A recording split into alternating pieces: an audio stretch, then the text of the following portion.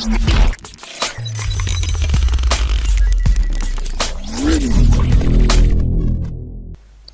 بكم في الدرس الرابع من دروس تعليم تصميم.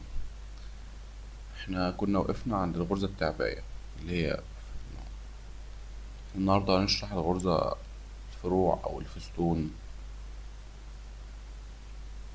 الغرزة دي زي ما انتوا شايفين لازم تحط نقطتين قصاد بعض وانت بتصمم الغرزة. أكيد أي حد مهتم بالتطريز هيبقى عارف الموضوع ده.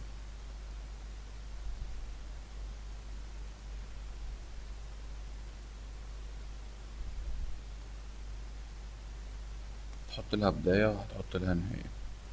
هي دي غرزة الفروع. غرزة الفروع في الخصائص بتاعتها.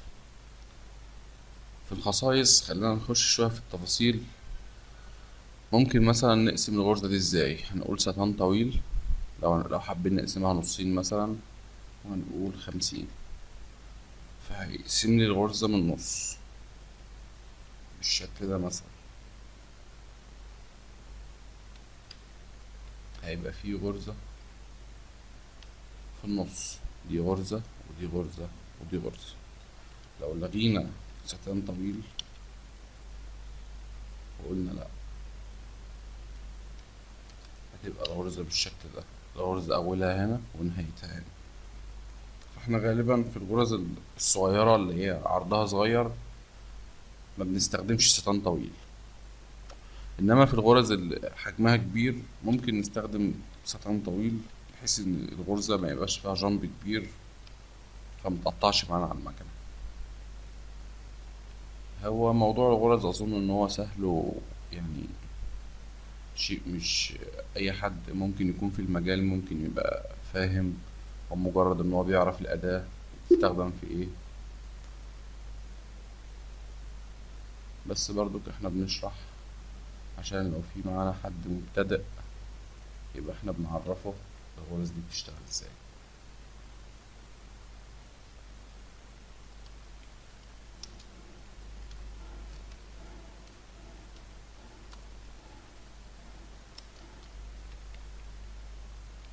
حاجة كمان النهاردة ممكن مثلا موضوع الكتابة، يعني ازاي تكتب كلمة. فموضوع الكتابة مثلا ازاي تكتب كلمة دي ممكن من الأداة دي تضغط عليها تكتب، بس ده طبعا بيكتب انجليش بس، وليكن أي كلمة.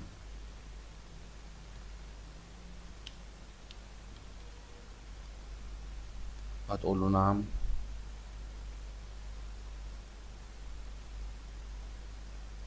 هتلاقي هنا الفونت شكل ممكن تتك قائمة الخطوط دي فهيديك شكل الخط أو نوع الخط عامل ايه. فممكن مثلا تختار انت بقى يعني اللي انت شايفه صح. فلو اخترنا مثلا دي وليكن هنختار دي.